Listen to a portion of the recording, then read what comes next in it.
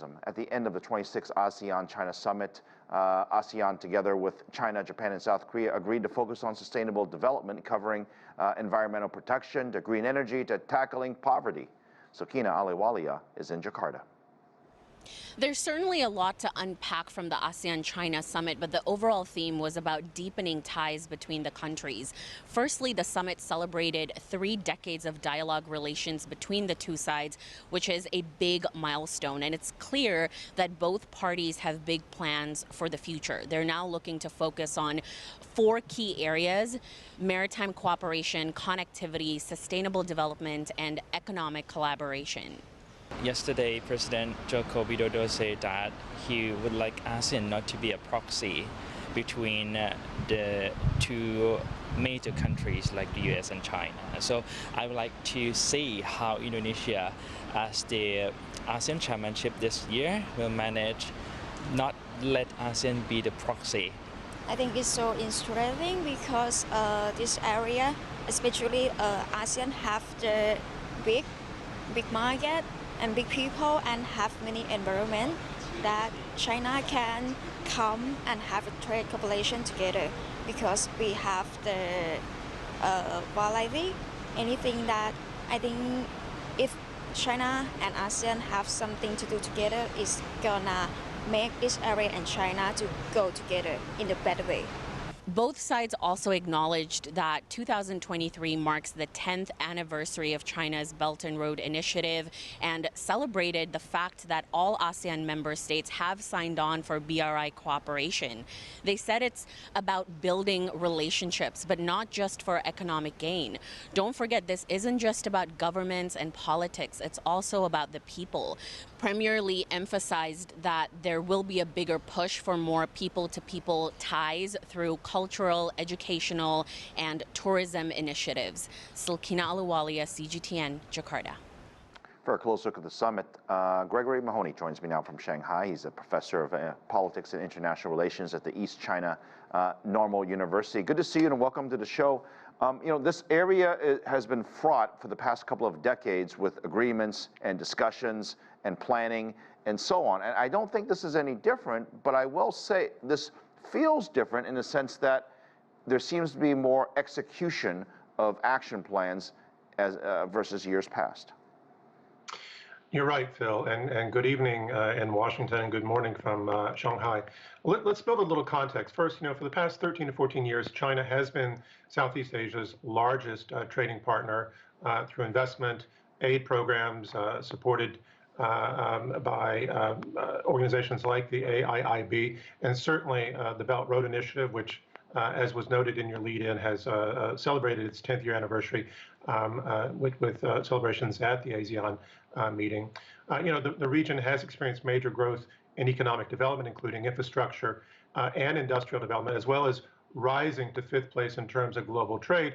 And without question, China has been instrumental to this rise, and it's expected to continue to be instrumental in the years to come. Now, although global headwinds have impacted trade this year, nevertheless, as we saw recently, Southeast Asia has overtaken the U.S. and Europe as China's largest export market. We saw this trend already starting to emerge in the first quarter of 2020 when the pandemic hit global trade. But we saw this momentary rise in terms of trade in Asia as China recovered first from the initial outbreak. But now this trend is starting to consolidate. Second, Professor, it's no secret China is the big brother in the room, right? They're the biggest. They have the biggest economy. They have the most to gain with some of these positive relationships when it comes to conducting business and outsourcing some of their supply chains. What does China want, you think? Like, if they were to say this was successful, what would they define as success? I think above all, what China wants is to continue to grow positively with its neighbors. Now, while it certainly has some unresolved historical questions about where the exact borders should be in terms of maritime considerations, and certainly there are some questions along some of the land borders. These are relatively minor. I think what China has emphasized above all is not to focus on differences, but the opportunities for growth. And that has been the pattern for the last several years, and it's been very, very productive for both China and ASEAN and the Southeast Asian countries that belong to ASEAN. But at the same time, clearly there have been other countries that have tried to exploit these relationships in terms of geostrategic considerations. And although China hasn't tried to exploit ASEAN for that purpose, certainly it has hoped to continue to have positive growth as a way of resisting what we could call American attempts originating certainly in Washington, but affecting other countries in East Asia to contain and kneecap China's economic growth and development. The ASEAN officials, when they look at China, I mean, there is obviously a sense of optimism in terms of opportunity, but there's also a level of, challenges to deal with as well, because they want to obviously have their culture and be self-sufficient. And I would imagine most countries don't want to always rely on another country, no matter how big they are. What do you think the individual countries would like to see? Well, in terms of, there was a recent study that showed that in terms of influence in the region, the U.S. has an edge over China only in Singapore and the Philippines. Now, in the latter, this might be growing a bit, but in the former, Singapore, it's not. I think the key here is that Southeast Asian nations were particularly horrified this year by the statements that were coming out of the G7 in Japan. I think they have been very concerned about the level of economic and security coercion that the U.S. has brought to bear against the Republic of Korea and Japan this year to try to force it into an anti-China bloc. And I think that they realize that they need to have positive relations with China, but these relations are strengthened through international organizations like ASEAN. Very quickly, we could also discuss a potential preview to G20. I guess this would lead up into that. What is our big theme?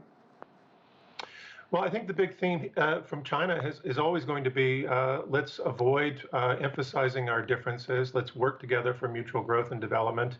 And let's, above all, start thinking more about green economic development, given the still growing concerns over climate change. All right, Professor. Appreciate your time on this topic. We will, of course, be talking about this much more. Thank you very much.